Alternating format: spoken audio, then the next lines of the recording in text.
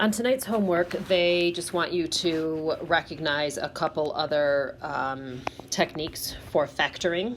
Okay, so you guys are going to do page 13, and you want to take a look at that right now. I'm going to go over a couple of the examples from there, so get that out so you can follow along with me.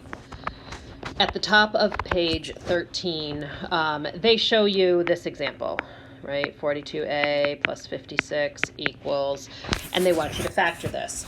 Now, what they're doing is showing you that you can, if you don't recognize the GCF, the greatest common factor, right away, you can do this in 2 steps.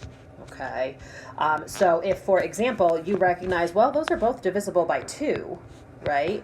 So you're going to suck out a 2, and then you would be left with 21a plus 28. Okay, now here's where you need to recognize that you're not done. That when you go back and look, oh, I can still take a 4 out of there. Okay, I can still suck a 4 out of there. So if that's the case and you need to do it in 2 steps like that, just make sure that you multiply the 2 by the 4 that you suck out the second time around.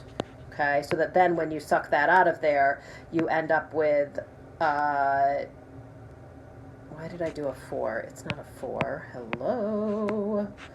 You should be all yelling at me right now. It's a 7, right? And we should be sucking out a 7 from here. Okay, I'm so sorry about that. So that's going to leave you with 21 divided by 7 is 3. 28 divided by 7 is 4.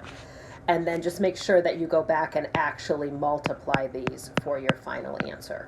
Okay, so I'm going to recommend that you might want to do this on a separate sheet of paper if you're finding that what they give you on the worksheet is not enough room. Okay, so just take your time and make sure that you factor completely and that you multiply those factors, in the end. Okay, now at the bottom they have you factoring with variables, which we haven't done yet, but you guys have all the tools for doing this. Okay, we've just been using numbers, but you can also factor out variables, and it's just a matter of recognizing that x squared is x times x, and 8x is 8 times x. So what are the factors that those have in common? They both have at least one x. So that's what you're going to suck out of there. You're going to suck out an x, and what you're going to be left with in the first term, when you suck out that x, you're left with 1x. In the second term, when you suck out the x, you're left with 8. Okay, and if you factor or distribute that back, you'll see x times x is x squared, and x times 8 is 8x. So you get what you started with. So you can always go back and check that. Okay, let's take a look at the first couple of examples that they do till you guys get the hang of this. The first one they give you is not too bad, actually. It's very similar to the example, x squared plus 3x.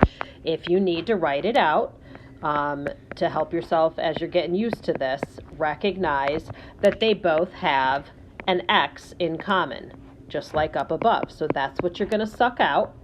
And when you suck that out, you're going to be left with x plus 3. Okay. Now let's go to the one that's right next door to that. On your paper, a cubed plus 5a squared plus 3a. Okay, you'll start to get used to this, but for now, that's a times a times a. This is 5 times a times a, and this is 3 times a. Well, the first one has 3 a's, and the second one have 2 a's, but the last one only has 1 a. So they all have to have it in common. So if you can only suck 1a out of that last one, then that's all you can suck out of the first ones.